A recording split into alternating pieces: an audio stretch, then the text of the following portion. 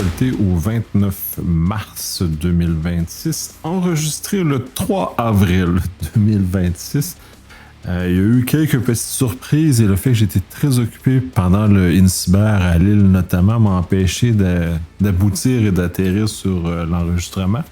Mais je crois quand même important que ces nouvelles-là, ou en tout cas ce qui reste des nouvelles que j'ai considérées comme étant importantes, de les partager et de les commenter. Puis pour ceux qui sont nouveaux sur le podcast, il y a un peu d'opinion associée à ces nouvelles-là et donc tout l'intérêt malgré tout, même si je les enregistre beaucoup plus tard qu'au moment de l'événement, au moment que j'aurais dû normalement, donc conserve un peu de leur valeur malgré tout.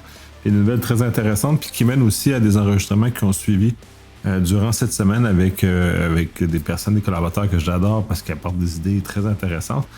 Bref, commençons. Le INCIBER est passé, t'en auras de nous, ça a été super chouette, très intense comme d'habitude. J'ai revu plein de gens super intéressants. J'ai vu des gens dans la vraie vie que j'avais juste rencontrés en virtuel. Bref, c'est une belle occasion de faire des rencontres, de revoir des gens que j'ai pas souvent l'occasion de voir. Donc, pour moi, il y a un bénéfice réel humain, notamment, d'assister au INCIBER. C'est excessivement plaisant. Bref, j'adore cette expérience-là. L'année passée, je n'avais pas pu parce que j'avais eu un événement ex-Marseille qui a été très chouette par ailleurs aussi avec Umaco où j'avais enregistré des podcasts avec des étudiants et des chercheurs, ce qui avait ouvert aussi d'autres facettes très intéressantes. Mais bref, cette année, retour au INCIBER, 14 au 17 avril, BotConf qui s'en vient, dans le fond que je reste en Europe pour justement assister à BotConf, très hâte. Et on m'a donné d'excellents commentaires sur l'événement et à quel point je pense que je vais me faire brasser les chakras techniques, ce qui fait longtemps, puis ça va faire énormément de bien de passer par là. 20 au 22 avril, ITSEC à Saint-Hyacinthe. Code rabais dans les show notes si vous voulez avoir 15%. Je ne compétitionne pas contre les têtes d'affiche comme notamment René Sylvain et Francis Cos. Par ailleurs, vous pouvez utiliser mon code rabais si ça vous chante. Je vais enregistrer des podcasts en amont qui devraient être disponibles très rapidement dans les prochains jours, j'espère. Et j'ai enregistré des podcasts sur place aussi également avec les conférenciers, ça va être super chouette. Faire le retour sur leur contenu puis de pouvoir aller un peu plus loin dans leur partage. Et je suis conférencier également. Sujet qui n'est pas encore tout à fait déterminé, ça va être l'intelligence artificielle, mais j'ai un petit peu de difficulté de prendre un angle qui va apporter de la valeur et ce qui va apporter à la conversation. J'ai encore un peu de misère à le voir, mais c'est en train de se former. Ça devrait sortir là, normalement la semaine prochaine, après Pâques. Normalement, 28 et 29 avril, Cybereco, même chose. Plein de podcasts que je vais enregistrer, j'ai très hâte. C'est aussi des occasions de rencontrer plein de gens différents, d'horizons très, très différents. Ce que j'ai fait l'année passée, notamment. J'avais enregistré notamment avec un médecin à l'occasion avec la médecine numérique. Très intéressant, ça me permet de voir des choses autres. Je pense qu'il y a encore des places à s'inscrire, donc dépêchez-vous. 9 au 17 mai, le NordSec, panel, podcast individuel. En tout cas, bref, ça va être super chouette, j'ai très hâte. Aussi, je suis toujours flabbergassé par la qualité des conférences comme les autres événements me paraît aussi, mais bon, bref, mon amour pour tout est top. 3 au 5 juin, le Styx, je me suis inscrit. Merci à Romain qui m'a signalé sur LinkedIn le moment où l'inscription s'est ouverte. Fait que c'est fait, je suis inscrit. Fait que je vais au Styx cette année. J'ai réussi, fait que ça aussi, je vais me faire brasser les chakras techniques. Ça va être super intéressant. Très hâte. Puis ça va me permettre de faire un petit tour à Rennes aussi. Ça fait qu'il y a des gens, depuis novembre, je peux aller. Donc, d'aller serrer la main de plein de gens de ce beau coin de pays. À 19 septembre, le Bisola Montréal, encore podcast, panel, machin. 1 au 3 décembre, INCIBER Ottawa, Canada, mais à Ottawa cette année. Je suis en train de convenir de certaines formalités pour enregistrer des podcasts comme j'ai fait l'année dernière au INCIBER à Montréal. Ça va être super chouette parce que ça me permet de rencontrer des acteurs internationaux, des personnes très importantes à l'international qui viennent justement partager leur contenu, qui normalement ne peut ou pas d'accès autrement que ces forums-là. Et finalement, le 24 au 25 février 2027, le Sécure revient. On est encore dans la période de bouillonnement. Le kick-off pour nous s'en vient très bientôt, donc on va commencer à faire rouler la machine incessamment. Ça va être très plaisant. Bon, voici le grand préambule. Maintenant, commençons avec les nouvelles. L'intelligence artificielle. Le premier bloc.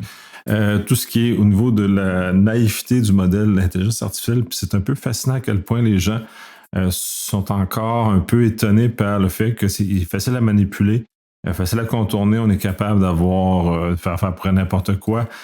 Ça mène aussi à des problèmes parce que si on fait faire lire nos courriels, ben, si nos courriels se trouvent avec des informations qui donnent du prompt injection, somme toute, mais encore là, c'est la capacité, ou son incapacité à séparer le vrai du faux, du contenu, des ordres qu'il reçoit. Donc ça, c'est un élément très important qui devra être résolu éventuellement pour rendre ça en entreprise. Puis on le voit beaucoup dans plusieurs problèmes qui sont à l'heure actuelle, puis notamment beaucoup de problèmes.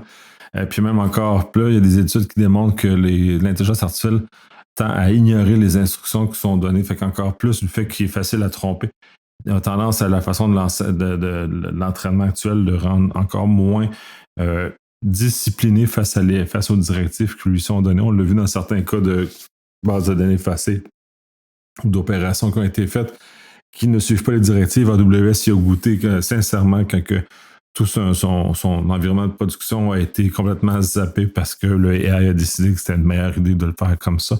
Même probablement qu'il y avait des directives qui l'empêchaient de procéder à ce genre de choses-là. Donc, bref, il y a beaucoup de choses à voir. J'ai plusieurs articles que je ne passerai pas nécessairement à travers individuellement dans ce cas-ci. Mais encore, bref, on est capable de lui pousser dans tous les cas des instructions. Il croit n'importe quoi, il est facile à tromper.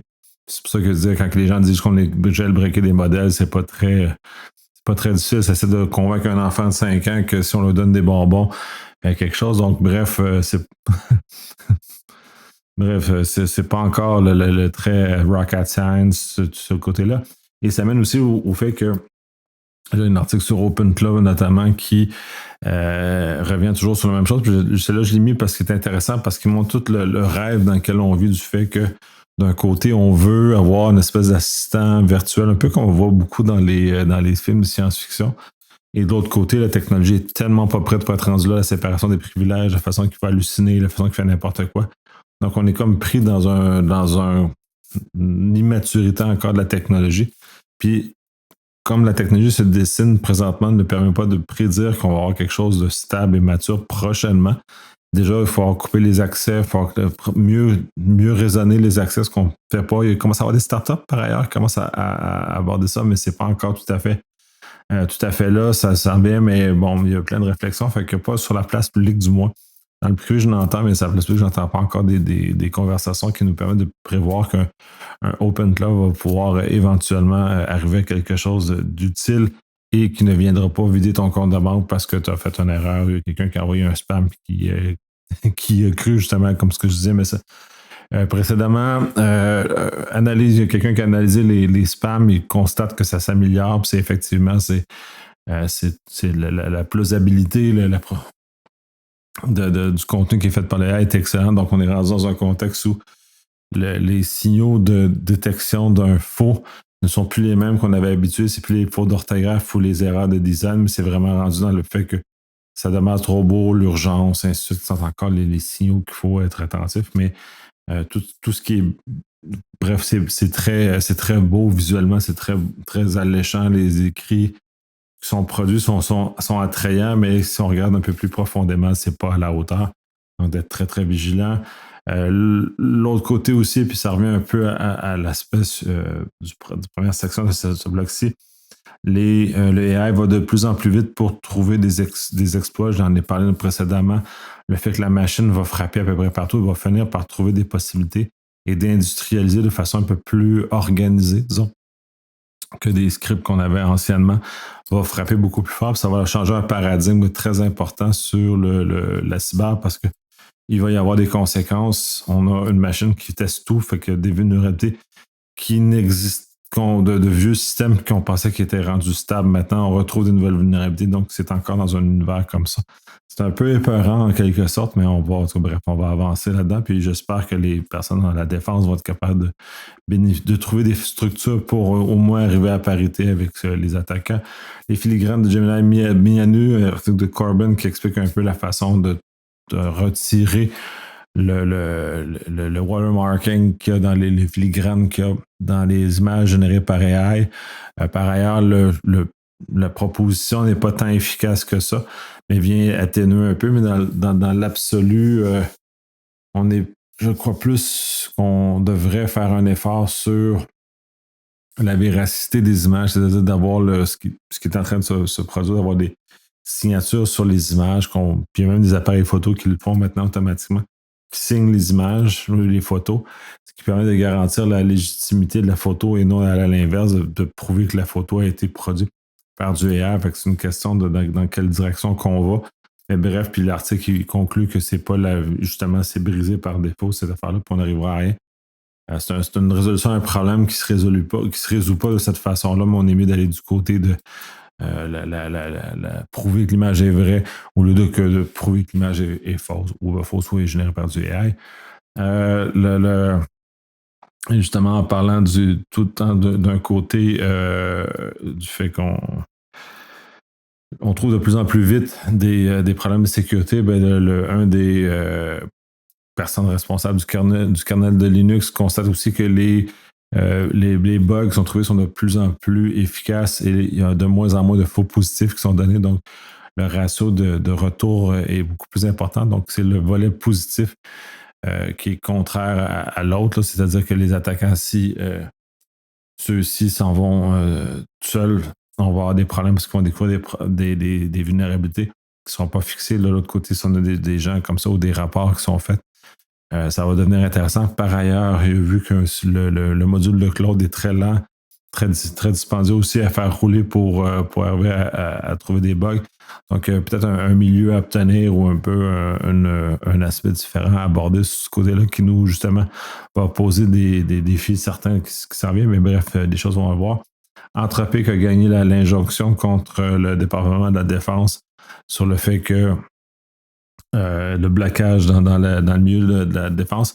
On va voir un autre article plus loin qui est très intéressant puis qui démontre à quel point, parce qu'Anthropic est très rattaché à beaucoup d'aspects dans le milieu militaire, malgré ce qu'on connaît, puis le fait qu'il a été passé sur la place publique comme étant des saints. Le réel est peut-être pas aussi clair que ça, mais bref, on verra. En Angleterre, les députés n'ont pas eu de réponse pour les deepfakes qui roulent, les vidéos deepfakes qui roulent. Donc, on a comme un problème de ce côté-là qui nous amène le fait que les grands consortiums, notamment américains, les big tech ou les tech bros, tout simplement, quand on veut les nommer, avec bref, c'est à se poser des questions à quel point ils ont intérêt à intervenir sur l'arrêt des mauvaises informations, les deepfakes et ainsi de suite. Donc, beaucoup de questions à se poser. Je sais que là, ça va forcer notamment l'Europe à légiférer, ce qui est peut-être pas positif globalement, mais on n'a pas le choix s'il n'y a pas d'actions concrètes qui sont faites des compagnies ou des GAFAM ou ainsi de suite. Section suivante sur la guerre, une station de nombre ou en tout cas une broadcast à ondes courtes qui envoie qui nomme des chiffres. Les number stations qui étaient très populaires pendant la guerre froide, notamment, étaient servis pour communiquer à des agents et ont beaucoup intéressé les gens. Parce qu'on n'a jamais vraiment su ce qui était codé en arrière de ça ou ce que c'était finalement. Et on les voit réapparaître avec la guerre en Iran. Fait que c'est très intéressant. Pour moi, ça fait partie du folklore au niveau de plus militaire, information, agent secret. Donc, je trouve ça intéressant. C'est pour ça que je l'ai mis là, parce que je trouve ça vraiment fascinant, ce genre de choses, au-delà du fait que c'est pas ça, mais c'est quand même un signal que la guerre agit. Et à l'heure actuelle, ils ne sont pas très sûrs d'où arrivent les choses, d'où arrivent les choses et la transmission. Et c'est à qui c'est destiné pour le moment. Donc, bref, ça va être à suivre. Ça va être intéressant de voir ce qui se passe. Pourquoi les attaques touchent principalement les infrastructures civiles? La question est intéressante et elle se pose, comme on a eu sur un cas qui a été touché, compagnie pharmaceutique, ainsi de suite. C'est parce que les cycles sont beaucoup plus faciles, ne sont pas contrôlés par l'État, ils ont moins de rigueur au niveau de leur cybersécurité, donc des cycles beaucoup plus faciles et peuvent mener à des pressions qui sont mises sur l'État beaucoup plus facilement. Donc, ça amène une forme d'asymétrie au niveau de la guerre qui donne un avantage, dans ce cas-ci, à l'Iran, qui a beaucoup moins de capacité que que les Américains, par exemple. Si on voit en termes d'asymétrie, on a juste à regarder le fait que l'Iran a utilisé le canal d'Ormuz pour justement cette espèce d'aspect asymétrique et de peser très très fort et faire le plus de mal possible avec le moins d'efforts possible. Ils l'ont utilisé comme ça. C'est intéressant. Et la symétrie devrait être regardée davantage dans les stratégies militaires. Bref, pour prendre une décision éclairée, le groupe Amdallah qui est rattaché à l'Iran aurait hacké l'adresse personnelle de Kash Patel. C'est un voir à quel point ils sont capables d'agir. Pour le moment, il y en a d'autres aussi, c'est pas la seule hack qu'ils ont faite. Puis, bref, on va y revenir. Aussi, un article qui mentionne que toutes les attaques de l'Iran font beaucoup de bruit, mais n'ont pas beaucoup d'effet. Pour le moment, c'est pas encore majeur, mais il s'agit de trouver au niveau de la symétrie de la façon que l'Iran peut appuyer. Donc, d'être très, très vigilant au niveau de nos infrastructures pour s'en défendre. Et comme on est tombé dans une ère où le gentleman agreement qu'on avait de ne pas attaquer certaines formes d'infrastructure ou d'être correct dans la façon qu'on mène la guerre a été un peu bafoué par Trump. Donc, il y a beaucoup moins de gêne, notamment d'Israël et de l'Iran, à respecter les règles qu'on avait l'habitude de respecter, donc de ne pas attaquer le médical, de ne pas attaquer les infrastructures critiques des États, donc qui ont pu ces limites-là qui sont actives. Donc, on a plus de probabilité de voir justement des attaques sur des infrastructures civiles qui vont avoir des conséquences, j'espère pas dramatiques, mais bon, il faut être vigilant. Et comme expert en cyber, on doit participer au fait d'augmenter la surveillance, la vigilance par rapport à ces infrastructures-là. Dernière nouvelle de cette section-là est puis intéressante, puis je n'irai pas très loin par rapport à l'article qui est lui-même très intéressant, puis allez le lire parce qu'il est vraiment très, très complet. Il dit essentiellement que la guerre en Iran aurait été démarrée sur le fait que les AI auraient probablement halluciné un certain nombre de choses. Donc, essentiellement, ça prend tout le cas. Ça s'est fait avec Anthropic d'ailleurs, puis Palantir. Cette analyse-là, c'est-à-dire que quand ils ont fait l'idéation de la guerre et tous les scénarios et les cibles et toutes les différentes facettes et tous les chemins, la réflexion associée, mais le AI aurait finalement été plus sycophant, c'est-à-dire qu'il aurait été répondu aux volontés du demandeur et non aurait fait du questionnement inverse, c'est-à-dire de s'assurer que chaque hypothèse était robuste, donc du red teaming essentiellement, de s'assurer que chaque élément qui est dit est vérifié, contre-vérifié, testé pour s'assurer de la robustesse, notamment l'usage du canal d'Ormuz par l'Iran pour mettre de la pression, notamment le fait d'avoir décapité le régime en place selon les AI, aurait été suffisant pour fragmenter le pouvoir iranien. Ce qui n'est pas le cas parce qu'il était déjà prêt. Fait que toutes ces hypothèses-là que le AI a sorties sont basées sur le fait que c'est fait pour répondre à la requête et la façon que c'est formulé et non la façon à ce que des vraies analyses, des vraies personnes qui connaissent le fonctionnement de cette zone-là du monde auraient pu donner une analyse beaucoup plus sophistiquée. Donc, on est dans un contexte où c'est problématique, mais lisez l'article, il est vraiment, vraiment très chouette, très recherché sur plein de facettes des problèmes que le AI amène, notamment dans un contexte de guerre ou de décision de guerre qui peut être problématique dans ce cas-ci. Donc, on aurait démarré, selon cet article-là, une guerre avec l'Iran sur la base d'hypothèses qui s'avèrent complètement fausses.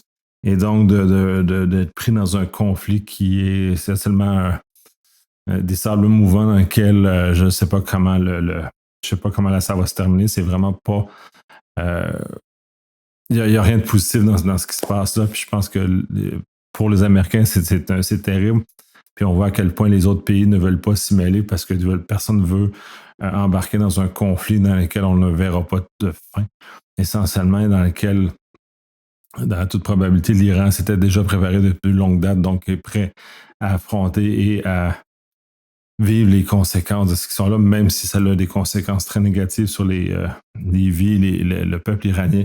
Le pouvoir en place est clairement prêt pour foncer là-dedans. Donc, bref, je pense qu'on a donné un coup de pied qui est plus nuisible à la vie en Iran que des brefs. Mais aller lire l'article, c'est très chaud. Ça permet de voir et de relativer aussi la façon qu'on utilise les AI, la façon qu'ils répondent. Puis ça nous mène, là, c'est dans le contexte militaire, mais aussi de nous ramener d'un côté du fait qu'en entreprise, le fait qu'on est en train de s'aveugler avec l'usage du AI pour prendre des décisions, pour avancer soi-disant plus vite, mais on n'est pas dans un cas d'analyse profonde ou de connaissance de choses. Donc, c'est un très bon avertissement, le contenu de cet article-là, qui dépasse même le contexte militaire, même si dans ce contexte militaire était ce qui est utilisé très, très, très bien, puis malheureusement très triste avec les conséquences qu'on vit maintenant. Section suivante, souveraineté. Deux petites nouvelles. La première, les États-Unis vont bannir les routeurs essentiellement fabriqués en Chine. Ça a deux facettes, notamment géopolitique, pour un peu punir la Chine, puis de l'autre, avec raison aussi, avec une certaine méfiance des producteurs chinois d'insérer des codes ou d'insérer des capacités d'espionnage à l'intérieur de ces équipements-là. Deuxième nouvelle, du côté européen, l'euro digital, puis je comprends toujours pas c'est quoi. Pourquoi ils aiment ça comme ça? Ils devraient juste se démarrer une carte de crédit européenne à ce moment-là, un peu comme ça, parce que c'est un peu en opposition à Visa et Mastercard qui déploient leur euro digital. Donc, de considérer qu'on a une infrastructure de paiement européenne avec l'euro et ainsi de suite, qui est souveraine jusqu'à un certain point. Je trouve que c'est une très bonne idée. Par ailleurs, je comprends mal comment ça s'inscrit comme en marge du restant du système. Et à terme, je vois ça d'un très bon œil que les Européens, comme ils ont fait avec Airbus notamment, d'arriver avec une structure en compétition avec les Américains pour justement une espèce d'émulation puis d'améliorer le système, d'améliorer la compétitivité du système, améliorer tout comment la structure fonctionne pour que ça serve au bénéfice de tout le monde et notamment de la population. Donc, de voir, et c'est légitime dans ce cas-ci de faire qu'aucune compagnie américaine va être invoquée, puisque c'est dans un contexte où c'est les Européens pour les Européens. Donc, c'est tout à fait légitime comme approche dans ce cas-ci. Ça va être intéressant de voir comment ça va se développer, mais je suis encore un peu. Je commence à mieux maîtriser le sujet, mais je suis encore un peu perplexe par rapport à celui-ci. Comment il s'inscrit dans le grand paysage du mouvement des valeurs monétaires à travers le monde. Donc, c'est très fascinant, cet aspect-là. Puis en plus, ce que j'entends sur le terrain, notamment en France, c'est qu'il y a une certaine volonté de contrôle encore plus grande, ce qui est très fort en France par rapport à ce qu'on est habitué en Amérique, même si dans les faits, on est quand même très surveillé, mais c'est un peu plus, disons, discret que la surveillance qui est faite en France. Mais bon, bref, c'est comme ça, c'est à voir. En tout cas, je demeure prudent par rapport à ces choses-là. Section suivante, privacy. Les VPN, l'usage des VPN peuvent exposer les Américains à la surveillance. L'article est très intéressant parce qu'il aborde le FISA section 702 qui est sur le point d'expirer, donc d'être renouvelé, qui est un des outils assez puissants de surveillance américaine. Et toujours l'acte exécutif 12333, je crois, qui sont les deux outils utilisés par les Américains pour espionner ou collecter de l'information sur les étrangers. Et c'est ça le point. Et le fait du VPN, dans ce cas-ci, dans l'article, ce qui est intéressant, c'est que comme la doctrine, notamment des services de renseignement américains, est sur le fait que si on ne connaît pas l'origine de la communication, on présume qu'elle est non américaine, ce qui fait que si on utilise un VPN pour consommer des services, alors notre communication va être présumée comme étant non américaine, même si à l'origine des États-Unis. Et donc, elle va être surveillée par les agences de renseignement américaines. Et c'est aussi un rappel pour les gens qui ne sont pas aux États-Unis que les États-Unis sont capables de faire ce genre de degré de surveillance-là. On l'avait vu personnellement avec Snowden. C'est un rappel comme ça, de ça et que le 702 et l'ordre exécutif permet d'aller très loin aussi en termes de capture de contenu. Ça serait aussi intéressant de voir cette discussion parce que l'Europe aussi a certaines capacités de surveillance aussi, la Chine en a aussi. Donc, de voir comment on articule ça, c'est beau de dire qu'on a la protection de la vie privée, puis c'est différentes facettes comme ça. En même temps, quand on a ces monstres-là qui surveillent, en même temps, qui vont très loin dans ce degré d'invasion de la vie privée, si on veut, de voir comment on rebalance ça correctement et que ça arrive à l'objectif de la protection des renseignements personnels, que l'État puisse aussi arriver à ses objectifs de protection de ses citoyens, parce que c'est un peu ça l'objectif dans ce cas-ci, c'est un objectif de sécurité. Donc, de voir comment tout ça s'articule. Puis on a peut-être perdu de vue avec le temps le fait que l'objectif est un objectif d'assurer la sécurité du pays et de pas... bref, on n'ira pas en géopolitique, c'est pas tant mon créneau fort, puis là, je suis encore plus dans de l'opinion qui est un peu moins bien appuyée, puis j'aime en parler, par exemple, dans un contexte privé de ce genre de choses-là, parce que j'ai beaucoup à apprendre, puis j'ai beaucoup à explorer dans cette facette-là. Dernière nouvelle de cette section-là, comment construire un chat d'encryption bout en bout ou end-to-end. Très intéressant. C'est une belle explication technique qui explique comment y arriver. C'est pas avec les bases, c'est pas l'usage de même chose que Signal que de Whisper, mais c'est une autre approche. Puis donc de voir et de comprendre nous aide à mieux saisir ce que c'est, comment ça fonctionne et de poser les meilleures questions quand on fait face à ce genre de système-là. Section suivante, loi. Dans ce cas-ci, le premier bloc, là, c'est vraiment un aspect de contrôle d'âge sur Internet et ainsi de suite, ou contrôle des protections des enfants, parce que je comprends mal un peu les facettes à ça. Il y a notamment le fait que GrapheneOS refuse de faire de la vérification d'âge, donc de là accepte l'idée d'être banni dans certains pays. Il y a un ingénieur, quelqu'un qui a soumis une composante de vérification d'âge dans Linux, et là, ça crée beaucoup, beaucoup d'émotions parce que d'un côté, le libre, puis ça a généré beaucoup de questionnements aussi, pourquoi c'est fait, la capacité de vérifier, qu'est-ce que ça a comme valeur, et ainsi de suite. Et il y a tout le volet européen aussi, le chat control, qui est essentiellement, qui est en cours, en tout cas du moins au 29 mars, au moment où je devais enregistrer, est en train de tomber. Plusieurs facettes est en train de se décortiquer, de se défaire. Puis l'essentiel de ce qui sort de ce côté-là, c'est puis le message, puis moi, ce qui me rejoint plus dans l'autre, c'est le fait d'être capable de protéger les enfants. Fait qu'il faut effectivement arriver à l'objectif, mais les moyens techniques à l'heure actuelle, les législateurs n'ont clairement pas la bonne compréhension des outils technologiques. Donc, ils arrivent avec des espèces d'approches qui sont weird, qui à terme, puis jusqu'à présent, ça a toujours été comme ça, n'ont pas réussi à atteindre l'objectif voulu. Donc, instamment, protéger les enfants. Donc, il faudrait peut-être revenir en arrière, au lieu de parler de moyens technologiques, de partir du je veux protéger les enfants et de descendre pour aller dans cette direction-là. Et la dernière nouvelle, ce sous-bloc-là, sur tout ce qui est sur les enfants et la loi. Meta a perdu un procès aux États-Unis qui, justement, faisait le fait que ne mettait pas suffisamment d'emphase pour protéger les enfants. On est dans un contexte où les grandes corporations ne protègent pas suffisamment. On essaie de passer des lois qui sont complètement inefficaces, puis autant les deux, puis c'est ça qui est drôle, autant Chat Control dit que, ou les détracteurs de Chat Control disent que c'est complètement inefficace, et le cas de la Cour aux États-Unis du procès de Meta démontre effectivement que les méthodes automatiques mises en place par Meta sont littéralement inefficaces pour arrêter les problèmes. Ça fait juste polluer les corps de police d'alertes qui sont complètement inutiles et qui ne permettent pas de protéger les enfants. Donc, on voit sur deux facettes, autant américaines qu'européennes, que les moyens en place sont inefficaces pour protéger les enfants.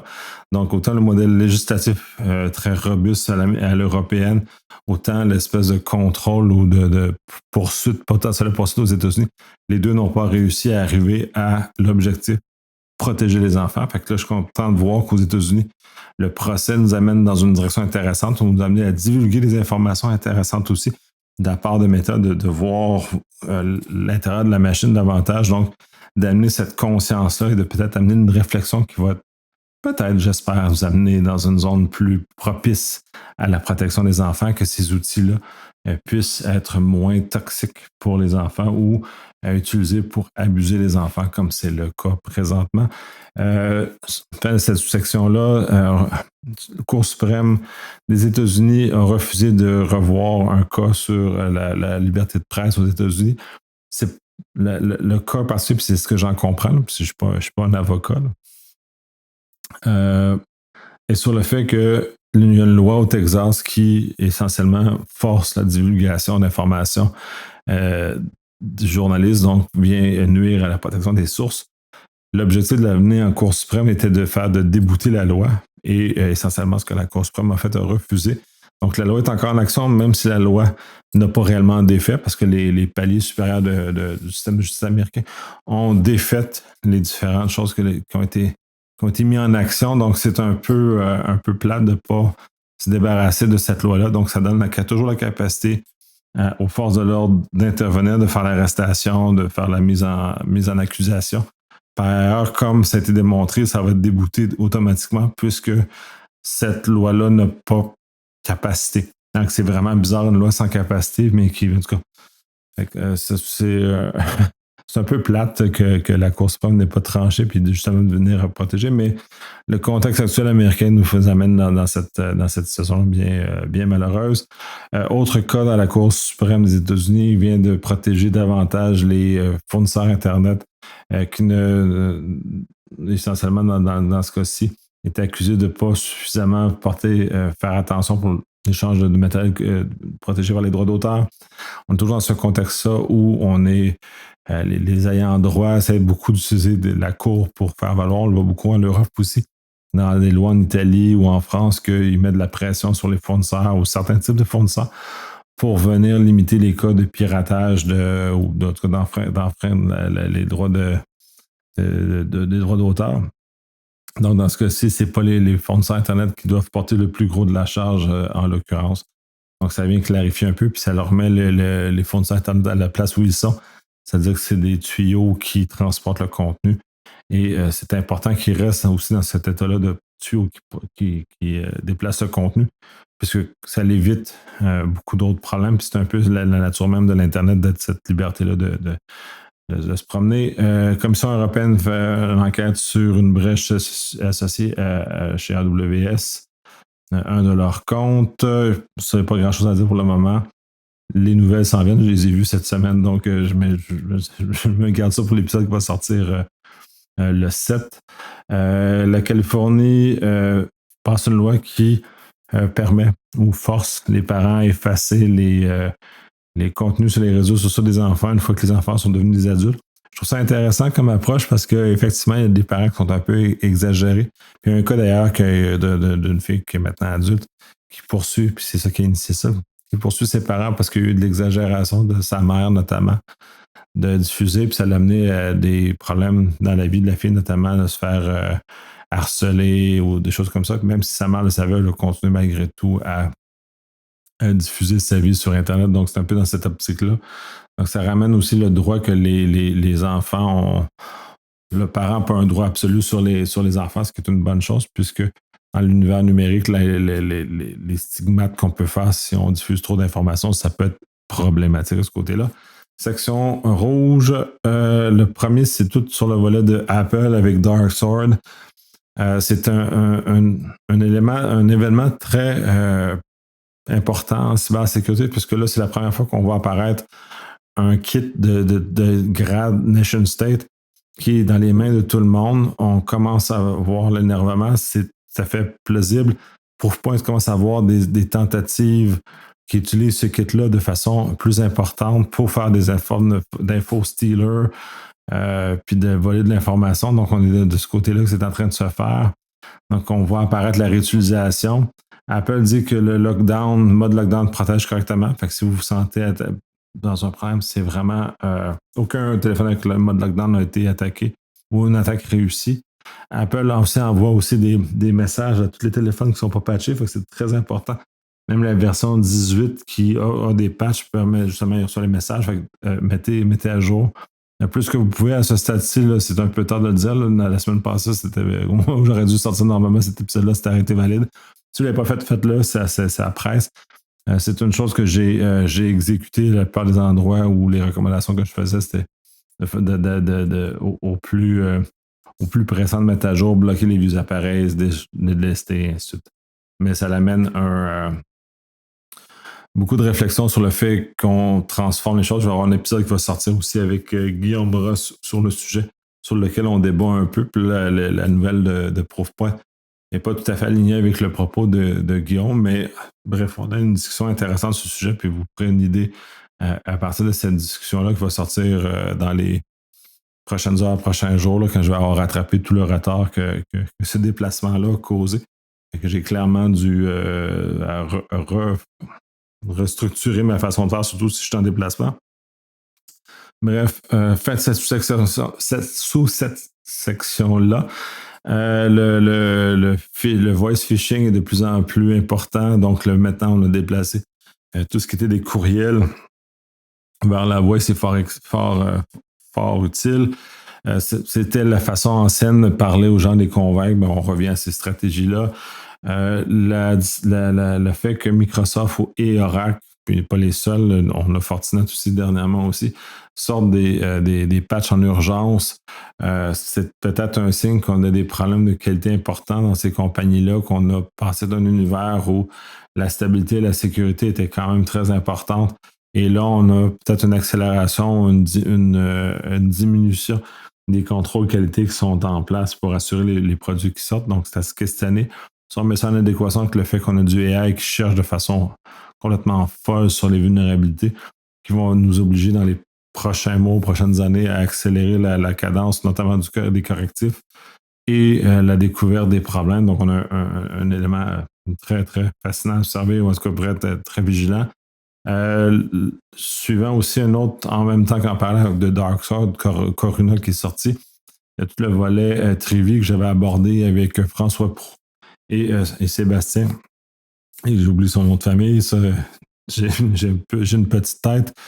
Il y a déjà 2 semaines, d'ailleurs, ils reviennent, François revient sur le podcast pour parler des suites, mais Light LLM, notamment, est un projet qui a été attaqué par toute la débâcle de Trivi et à quoi et tout ce que ça a suivi. Fait que ça va être intéressant, l'épisode avec François, que je vais sortir aussi dans les prochains jours, justement, pour que ça soit toujours pertinent quand vous allez l'écouter. Mais bref, c'est dans un contexte comme ça où ça s'amène, où les chaînes d'approvisionnement vraiment sont rendues un problème très, très important qu'on doit tenir en compte. Dernière nouvelle de cette section-là, Bitwarden a doublé ses prix. Bitwarden est un des moins chers d'ailleurs en termes de mots de passe. OnePassword a aussi augmenté ses prix dernièrement. J'ai personnellement délaissé le volet familial de OnePassword parce que mon abonnement Proton notamment comprend Proton Pass, fait que je ne peux pas payer 2 fois, fait que je vais vers un. Et l'augmentation des prix était juste la petite poussée que j'avais besoin pour délaisser. Ça l'amène aussi les questions, j'utilise OnePassword. L'article lui-même, c'est juste sur la mode de communication de Bitwarden qui a été complètement déficiente et la stratégie de communication de OnePassword qui est tout à fait légitime en l'occurrence. Donc, c'est plus sur ça que la personne s'était attardée. Et de toute façon, cette personne était en train de s'installer une voûte pas supportée pas connectée. Donc, si vous voulez avoir une voûte autonome qui n'est pas dans le cloud ou qui est selon vos infrastructures, l'article aussi aborde ce point-là des choses, mais bon, ça change un peu. Puis moi, de mon côté, c'est tout le volet où le fait que j'avais commencé à utiliser OnePassword dans l'époque où on pouvait le faire fonctionner en mode autonome, où on pouvait avoir sur un dépôt de fichiers qu'on contrôlait la synchronisation sur différents appareils. Et finalement, ils ont changé leur modèle d'affaires pour le déplacer vers un modèle payant à abonnement. Puis j'ai résisté jusqu'au maximum de ça parce que c'est pas une approche que j'aime beaucoup. Fait que je trouve ça très plate parce qu'en plus que OnePassword, c'est une compagnie canadienne qui nous oblige à aller foncer dans ce chemin-là. Ben, je suis un peu triste parce que j'aime bien l'outil, mais rendu là, je ne paierai pas parce que je l'ai dans d'autres choses. Je l'ai dans ProtonPass en l'occurrence.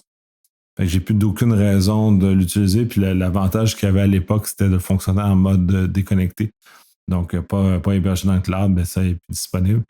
Bitwarden semblerait pouvoir, il y a une version qui est disponible comme ça. Fait que regardez-la si vous êtes de cet acabit-là. Pour le moment, bon, comme c'est inclus dans mon abonnement Proton, je le mets à cet endroit.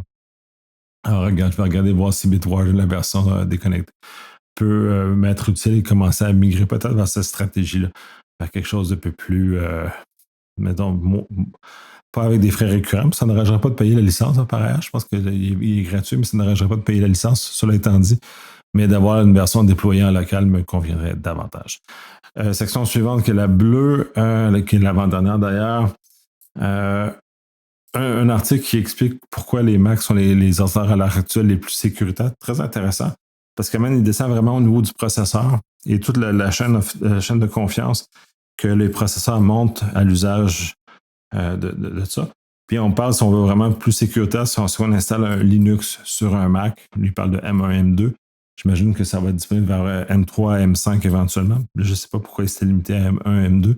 Mais par ailleurs, toute la chaîne de confiance qui est associée dans ces processeurs-là du démarrage garantit que tout se fait correctement, donc plus sécuritaire. C'est un peu une opposition face au CPU de Intel, que tout il y a un volet de gestion qui est dedans, qui est nécessairement vulnérable, que la chaîne de confiance qui est montée par Mac au niveau matériel, on s'entend pas au niveau logiciel, et beaucoup plus de confiance que ça, notamment avec l'enclave, notamment avec les autres composants qui constituent tout l'écosystème des processeurs M du côté ARM. C'est très intéressant de ce côté-là, indépendamment, parce que si on va sur le OS, effectivement, on peut débattre longtemps que Apple ne fait pas exactement ce qu'ils disent, donc ils ne protègent pas tant la vie privée. Pas section. Nouvelle suivante.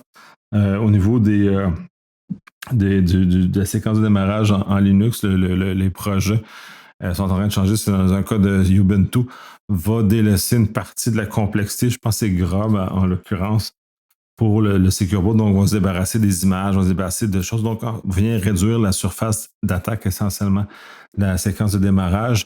Ça a amené des débats très passionnés, encore une fois, mais en plus du fait qu'on est mieux de réduire la surface, donc la simplifier énormément, ce qu'ils sont en train de faire au niveau de la séquence de démarrage de ce qui est Ubuntu. Apple, on revient 2 fois sur Apple, on revient plusieurs fois cette fois-ci, clairement, sont très présents. Sur le fait d'avoir la gestion des bugs quand on leur rapporte des bugs. Il semblerait que c'est pas super fiable, il semblerait qu'ils ne fixent pas ou posent des drôles de questions. Fait qu'aller lire l'article, c'est intéressant. Fait que si vous êtes utilisateur Apple et que vous avez des bugs à rapporter, sachez que vous devez vérifier beaucoup et suivre davantage que c'est pas un processus, on envoie, tout s'arrête là. Google a annoncé qu'il devançait le timeline pour la cryption résistante au quantique à 2029, qui était en 2030 avant. Donc, de façon perçue, c'est-à-dire que la capacité des ordinateurs quantiques avance suffisamment vite pour qu'en 2029, la probabilité qu'on ait quelque chose de capable de casser la crypto actuelle soit dans les mains. Donc, ça accélère un peu. Il resterait que 3 ans pour déployer de la crypto qui est résistante. D'ailleurs, on avait une conférence au Secure sur le sujet par Ping 2. Donc, c'est super intéressant. Il va y avoir un podcast associé. Ça va sortir au mois de mai. Des chercheurs de sécurité ont trouvé plusieurs clés disponibles, clés API disponibles sur le web. Le ratio de nombre de sites scannés versus le nombre de clés API trouvées n'est pas très élevé. Par contre, c'est quand même, il y a à peu près 2000 clés qui ont été trouvées. C'est quand même grave. On le voit aussi avec l'attaque de Trivi. C'est un des points importants, c'est que ces clés-là doivent être excessivement protégées. Et clairement, ce n'est pas encore dans les habitudes des gens de les protéger correctement. Donc, soit on les voit dans le code, dans les sites, dans les guides, ainsi de suite. Donc, assurez-vous que vos clés d'API sont correctement protégées, chiffrées et d'accès assez restreinte.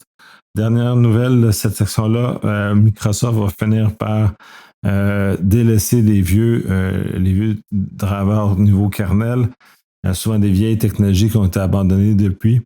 C'est un peu une coupure par rapport à ce que Microsoft fait. Normalement, assure une rétrocompatibilité qui est excessivement large et très vaste. C'est un peu la force de Microsoft. De ce coup-ci, étant donné qu'il y a de plus en plus d'attaques sur les pilotes au niveau kernel, Microsoft est obligé de peu d'avancer et de commencer à bloquer. Ça va sortir dans Windows 11 et dans Windows 2025 serveur pour justement commencer à bloquer ça. Pour le début, c'est juste en mode surveillance parce qu'il y a une probabilité que ça vienne casser des choses et donc ça va obliger les fournisseurs à venir revisiter leur driver et s'assurer qu'il n'y a pas des attaques qui sont disponibles. Dans la section d'hiver, 4 nouvelles. Au niveau du télétravail, ce qui a été remarqué, puis c'est intéressant parce que là, ce n'est pas un contexte de retour forcé au bureau, mais que les études depuis 2020 jusqu'à maintenant, donc depuis 6 ans, il y a eu le fait que beaucoup de gens sont allés en campagne dans les premières années du confinement et maintenant les gens reviennent vers la ville, soit en périphérie ou littéralement en ville. Donc, ça, même si les gens qui ont à travailler à distance vont continuer à vouloir bénéficier des avantages dans un contexte urbain. Donc, on a peut-être découvert que la nature, c'était pas pour eux autres essentiellement. C'est un rêve de cette époque-là, de ce moment-là, de ce moment social-là qui s'est passé. Et de revenir comme ça, même si les gens continuent à être en télétravail. Je suis un exemple. Ben, je suis un exemple. Je suis pas un exemple parce que j'ai pas allé vivre en campagne. Là. C'était pas ça. Mais moi, je suis entièrement en ville, puis je suis très content de ma situation. Puis je ne changerai pas, même si la majorité de mon travail est en télétravail de toute façon. Mais ça me donne l'avantage de pouvoir rapidement aller sur les sites des clients, d'aller leur parler, des voir aussi, parce que ça ramène qu'on est on est des humains, on est grégaires, donc on aime le contact des autres aussi. Ça a une certaine valeur.